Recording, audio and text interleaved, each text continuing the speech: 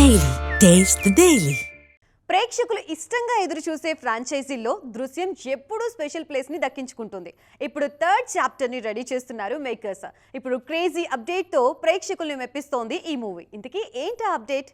మోహన్ లాల్ హీరోగా నటిస్తున్న సినిమా దృశ్యం 3 అక్టోబర్ నుంచి రెగ్యులర్ షూట్ ని స్టార్ట్ చేస్తామని ఇంతకు ముందే ప్రకటించారు మేకర్స్. కానీ ఇంకా పట్టాలెక్కలేదు. త్వరలోనే షూటింగ్ షురూ అవుతుంది. డిసెంబర్ ఎండింగ్ లోపు ముహూర్తం ఫిక్స్ అయ్యే సూచనలు కనిపిస్తున్నాయి. ఇంకా స్టార్ట్ కాని ఈ సినిమా థియేట్రికల్, డిజిటల్ రైట్స్ మాత్రం మంచి ధరకు అమ్ముడయ్యాయన్నది మాలీవుడ్ న్యూస్. 160 కోట్లు చెల్లించి పనోరమా స్టూడియోస్ హక్కులను చేజిక్కించుకున్నట్టు వార్తలు వినిపిస్తున్నాయి. హిందీ, మలయాళంలో ఏక సమయంలో మూవీని రిలీజ్ చేయాలనే డిమాండ్తో ఈ డీల్ కుదిరిందన్నది టాక్.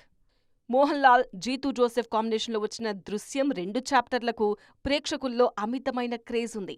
ఈ 2 సినిమాలు బాక్సాఫీస్ దగ్గర 240 కోట్లకు పైగా వసూలు చేయడంతో థర్డ్ చాప్టర్కి డిమాండ్ పెరిగింది.